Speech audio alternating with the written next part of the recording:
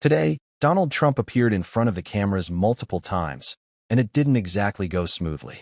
After making some bizarre comments about American cities and even hinting that he deserves a Nobel Peace Prize, he moved on to the topic of a possible government shutdown. The problem? His explanation was scattered, disjointed, and often hard to follow. Clear signs that he was struggling to stay on track. In this video, we'll break down exactly what happened, starting with his unusual framing of the shutdown and the misleading claims he made about immigration and luxury cars. We could come up and through this whole thing, because, I don't know, we'll probably have a shutdown because one of the things they want to do is they want to give incredible Medicare, the Cadillac Medicare, to illegal immigrants. And what that does is it keeps them coming into our country, and like they do in California. And no country can afford that, no country. And we have the border stopped up. We have it closed. We have nobody for 4 months. Zero people came in. That wasn't me. That's by the authorities who happen to be liberally oriented. But just think of that. We have people offering health care to people all over the world that they can't afford to pay. And that's the Democrats. And what that does is it brings people into the country because they want to come in for the health care. But no country can afford it. And they can't afford it. So we cannot allow them to charge tremendous amounts of money for health care for people that aren't even citizens. And in many cases, they come in from prisons, jails, and mental institutions. And we can't let that happen. So here's Donald Trump, pushing policies that could take health care away from millions of Americans, while trying to distract people by targeting trans communities, dropping Barack Obama's name, and even rambling about Cadillacs supposedly being handed out to undocumented immigrants. Yes, Donald Trump, the man known for his gold-plated lifestyle, is now lecturing others about extravagance that doesn't even exist. This is the pattern we've come to expect. Everything is theater. Everything is about feeding his ego. He wants to appear as the ultimate deal-maker, but the truth is he can't strike a deal right now because his agenda is deeply unpopular and people see right through it. That's why he stood in front of military leaders today, not to lead, but to complain, to demand applause, and to once again angle for a Nobel Peace Prize. Saved a lot of them. Even in Africa, we saved the Congo with Rwanda. They've been fighting for 31 years, 10 million people dead. I got that one done, and very proud of it. So if this works out, we'll have 8 in 8 months. That's pretty good. Nobody's ever done that. Will you get the Nobel Prize? Absolutely not. They'll give it to some guy that didn't do a damn thing. They'll give it to a guy that wrote a book about the mind of Donald Trump and what it took to solve the wars. And he'll get the Nobel Prize will go to a writer. No, but let's see what happens. But it's be a big insult to our country. I will tell you that. I don't want it. I want the country to get it. It should get it because there's never been anything like it. Think of it. So if this happens, I think it will. I don't say that lightly because I know more about deals than anybody. This is what my whole life was based on. Donald Trump insists he's not asking for the Nobel Peace Prize for himself, but supposedly for the country, as if that would make people feel better about his record in office. He frames it as a prize we'd all share together. But that pitch didn't stop today's chaotic performance. Once again, he struggled to communicate clearly, even with a possible government shutdown on the horizon. The reality is, Trump doesn't seem to fully grasp what's at stake, or even who the key players are. Just last night, he posted a racially charged video targeting Democratic leaders Hakeem Jeffries and Chuck Schumer.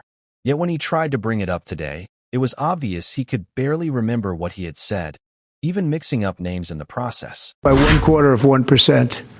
I think it was 1/8 of 1%, but it was the only one in 28 years that brought drug prices down for the year. But it was a very small number. Now we're talking about, you're going to see one over 1,000%. Look at these numbers. So, and this has a big impact, even on the discussion that we'll have with Chuck Schumer, who was here yesterday, along with a very nice gentleman who I didn't really know. You know who I'm talking about. The two of them came and we had a good discussion, and we're going to see what happens. We're going to see what happens. Trump stood on stage saying, "There was a guy with Chuck. I don't remember who he was, but I didn't like him." He openly admitted he couldn't recall who he was even talking about. And that's the issue. His memory lapses are now happening on camera. While mainstream outlets often avoid discussing Trump's cognitive decline, it's impossible to ignore when moments like this play out in real time. How can a president negotiate with Democrats if he can't even remember who they are, unless it's to post inflammatory attacks online? That's where his focus goes, stirring outrage, demanding attention, and chasing praise.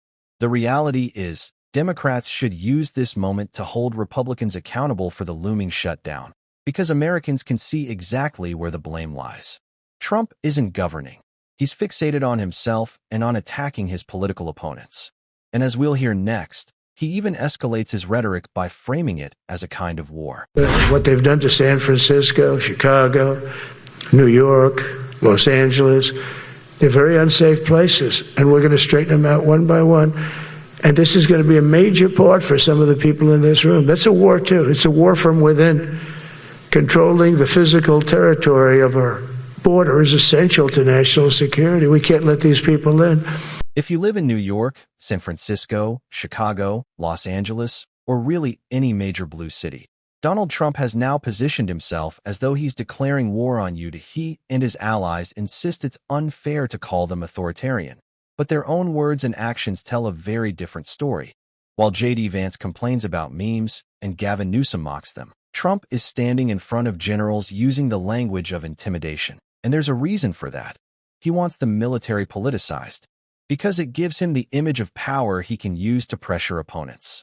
Threats of indictments, mass crackdowns, and heavy-handed tactics are the only cards he has left to play. He still claims he entered office with a sweeping mandate and broad support.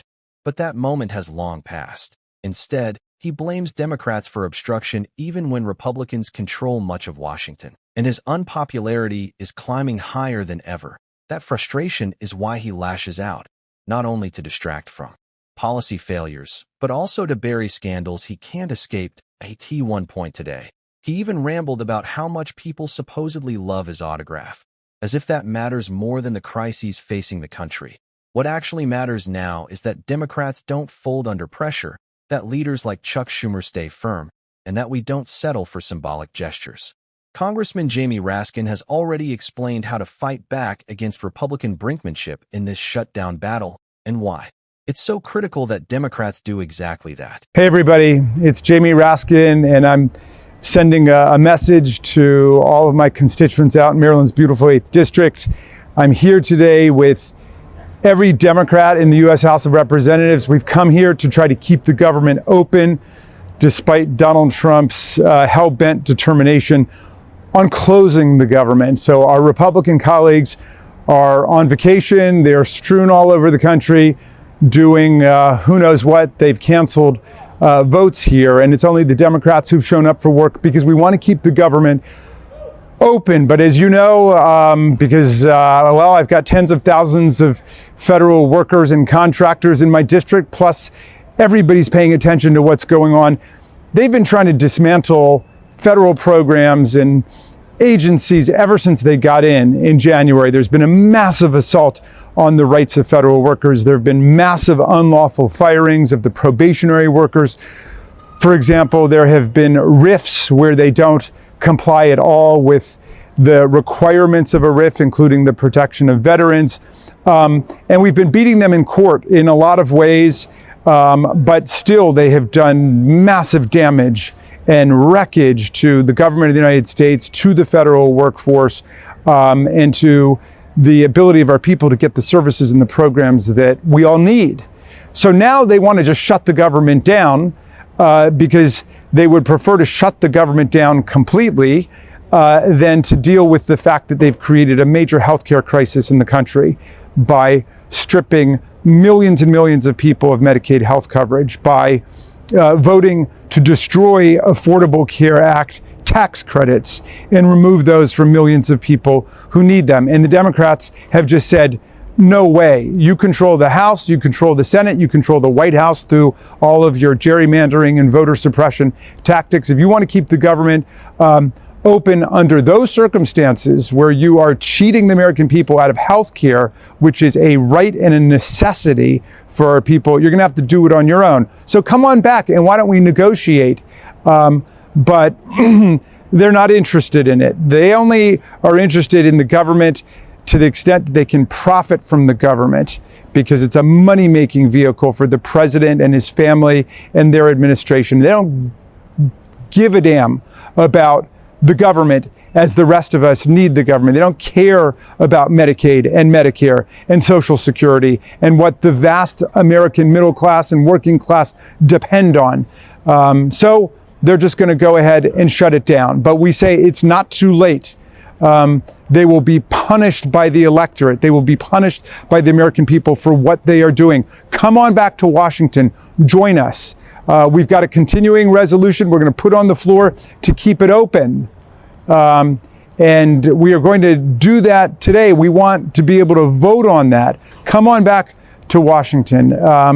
And so we know that they want to be deploying the National Guard to peaceful cities like Portland, Oregon, where the governor and mayor say there's no problem. Donald Trump, of course, set the standard for deployment of the National Guard right here at the nation's capital when he incited a violent insurrection which injured, wounded, hospitalized, disfigured, disabled more than 140 police officers, and he did nothing. He did not send out the National Guard that was under his direct control, the District of Columbia National Guard. He never sent it out. And now he's sending the National Guard out to Portland, Oregon, where nobody's asking for it, where people are having picnics and taking strolls in downtown Portland. I mean, give me a break.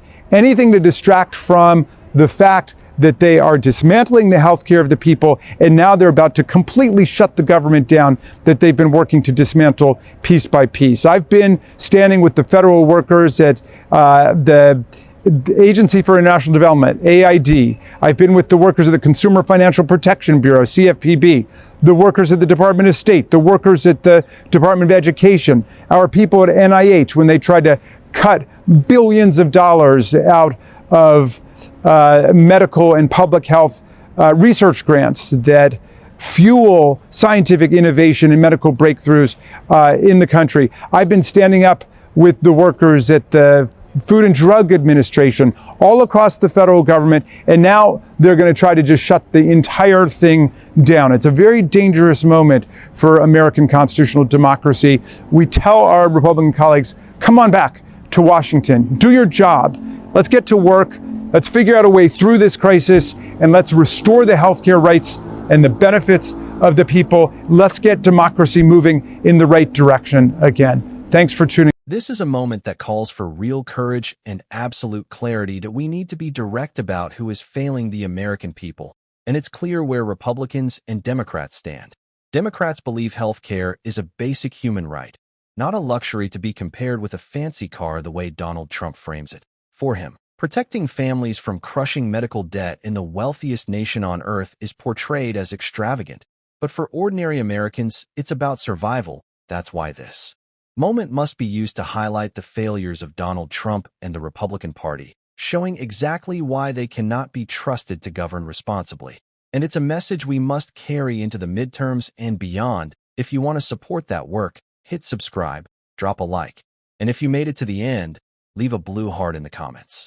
Until next time, I'll see you.